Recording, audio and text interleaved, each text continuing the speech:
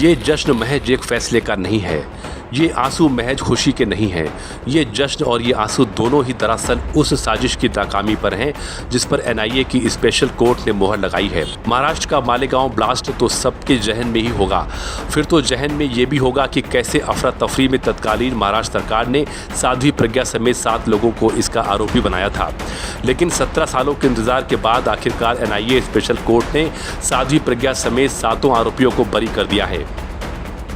इस बात पे इतनी खुश हूँ कि मेरे पास लफ्ज़ नहीं, क्योंकि मैं जब प्रज्ञा नासिक की जेल में थी तो मुझे एक पुलिस अधिकारी, महाराष्ट्र पुलिस अधिकारी के जरिए पता लगा कि प्रज्ञा का बहुत टॉर्चर हुआ है। कोई प्रज्ञा से मिलने नहीं जाता था, तब मैं प्रज्ञा को मिलने गई हूँ नासिक की जेल में, और जब प्रज्ञा मिली तो मैं फूट फूट के रोई। और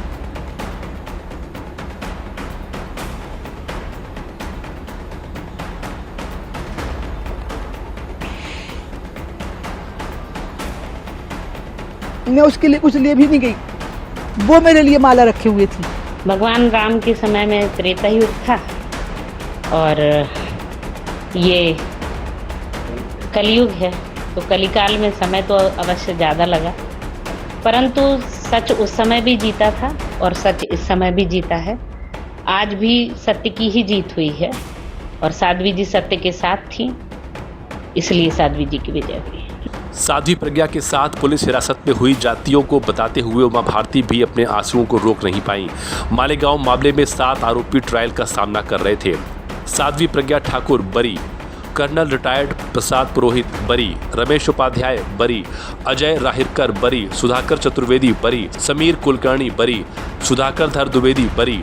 इधर साध्वी प्रज्ञा समेत मालेगांव ब्लास्ट के सभी 7 आरोपियों को कोर्ट ने बरी करने का आदेश दिया, तो बीजेपी ने तत्कालीन गृहमंत्री पी चिदम्बरम के तथाकथित भगवा आतंकवाद से जुड़े बयान का हवाला देते हुए कांग्रेस के खिलाफ मोर्चा खोल दिया। हिंदू आतंकवाद को देश के ऊपर जबरन थोपने का जो कांग्रेस पार्टी का षड्यंत्र था वो आज धराशायी हो गया, और ये बात हम बहुत जिम्मेवारी के साथ कहना चाहते हैं।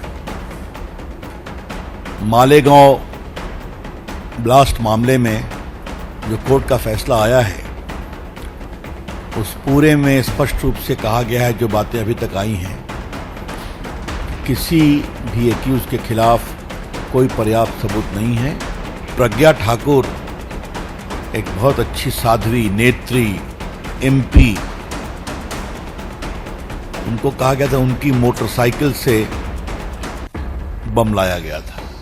10-12 दिन तक उनको इतना टॉर्चर किया गया कि उनका बाद में चलना भी मुश्किल होता था। आप सबने उनको देखा है, और बाकी कई सेना के पदाधिकारी, बाकी लोगों को फंसाया गया। तो चिदम्बरम महाशय सिर्फ पाकिस्तान को ही सर्टिफिकेट नहीं देते, चर्चा हुई है ना, और उन्होंने गृह मंत्री के रूप में जानबूझकर भगवा आतंकवाद का विषय उठाया और देश में एक नया षड्यंत्र का नैरेटिव चलाने की कोशिश की और सरकार के सारे तंत्रों का दुरुपयोग किया फंसाने के लिए। ये आज के वर्डिक्ट में साफ आया है। बीजेपी की ओर से हम मांग करते हैं सोनिया गांधी, राहुल गांधी देश से माफी मांगे। 29 सितंबर 2008 की वो तारीख जब महाराष्ट्र का मालेगांव रात 9:30 बजे धमाके की आवाज़ से दहल उठा था। धमाके में 6 लोगों ने अपनी जान गंवा दी थी, तो 100 से ज़्यादा लोग घायल हो गए थे। मामले में इन 7 लोगों को मुख्य आरोपी बनाया गया, लेकिन 17 साल बाद आए फैसले में जज AK लाहटी ने कहा कि जांच एजेंसी इनमें से किसी पर आरोप साबित नहीं कर पाई। बकौल जज लाहौटी ये साबित नहीं हुआ कि बम मोटरसाइकिल में रखा था, ये भी साबित नहीं हुआ कि मोटरसाइकिल साध्वी प्रज्ञा के नाम थी, ये भी साबित नहीं हो सका कि कर्नल प्रसाद पुरोहित ने बम बनाया। कोर्ट ने कहा कि कर्नल पुरोहित द्वारा RDX लाने का कोई सबूत नहीं, पत्थरबाजी किसने की इसका कोई सबूत नहीं, मुझे 17 साल तक अपमानित किया, मेरा पूरा जीवन बर्बाद कर दिया। ये बयान है साध्वी प्रज्ञा का, जो मालेगांव ब्लास्ट केस में उनके बरी होने के बाद आया है। ऐसे में कांग्रेस सरकार की नीति और नीयत दोनों पर सवाल खड़े हो रहे हैं। देखिए, जिस प्रकार से कांग्रेस प्रणीत UPA सरकार ने भगवा आतंकवाद, हिंदू आतंकवाद, ये नरेटिव सेट करने के लिए षड्यंत्र रचा और ये पूरा मालेगांव का केस तैयार किया, आज उसका पर्दाफाश हो गया है। कोर्ट ने सबूतों के आधार पर ये कितना खोखला था, ये कैसा षड्यंत्र था, ये किस प्रकार से रचा गया था, ये सारी चीजें सामने लाई हुई है। यूपी के सीएम योगी आदित्यनाथ ने भी अपने एक्स अकाउंट पर पोस्ट शेयर करते हुए मालेगांव विस्फोट मामले में कोर्ट के फैसले का सत्यमेव जयते के उद्घोष से स्वागत किया। सीएम योगी ने कांग्रेस पार्टी को जमकर निशाने पर लिया तो सपा अध्यक्ष अखिलेश यादव ने रिपोर्ट न पढ़ने का हवाला दिया तो यूपी बीजेपी के कई शीर्ष नेताओं ने इस फैसले का स्वागत किया। जो दोषी हों उनको सज़ा मिलनी चाहिए।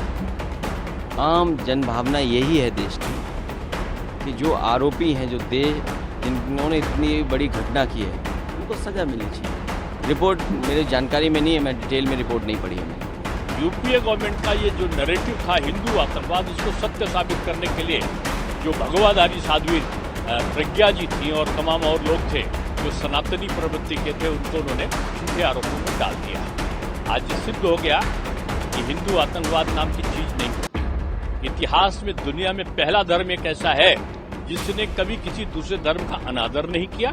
साध्वी प्रज्ञा मेरे बगल वाली सीट में वहीं बैठती थी पिछले सदन में। पैरालाइज उनका शरीर तो पूरा वेजिटेबल हो गया। और बाकी अक्यूजों के परिवार के साथ 17 साल में क्या होगा, उनके बच्चों की जिंदगी पे क्या होगा, वो माता पिता उन पर क्या बीती होगी जिनके बच्चे सारे, जिनको आरोप मढ़ा गया, आज उनका जवाब दे उस 17 साल कौन लौटाएगा उनकी लाइफ से।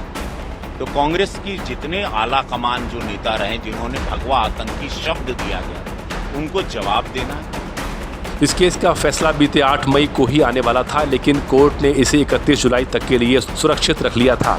दरअसल मालेगांव ब्लास्ट केस की शुरुआती जांच महाराष्ट्र एटीएस ने की थी, लेकिन साल 2011 में इसकी जांच एनआईए को सौंपी गई। मालेगांव ब्लास्ट में बरी सभी 7 आरोपियों पर क्या आरोप थे वो भी जान लीजिए।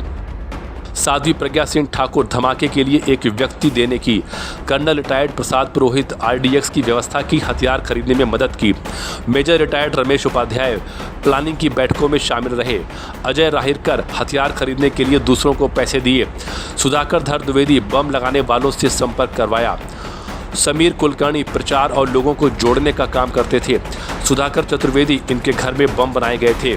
हालांकि उनके ऊपर लगे ये आरोप अदालत में साबित नहीं हो पाए। जज ए.के. लाहौटी ने फैसला सुनाते हुए कहा कि मामले में कुछ आरोप अदालत ने खारिज कर दिए हैं। कोर्ट ने अपने फैसले में कहा कि जो सबूत अदालत के सामने आए वो दोष सिद्ध करने के लिए काफ़ी नहीं थे। कोर्ट ने यह भी कहा कि एटीएस और एनआईए की चार्जशीट में काफ़ी अंतर है।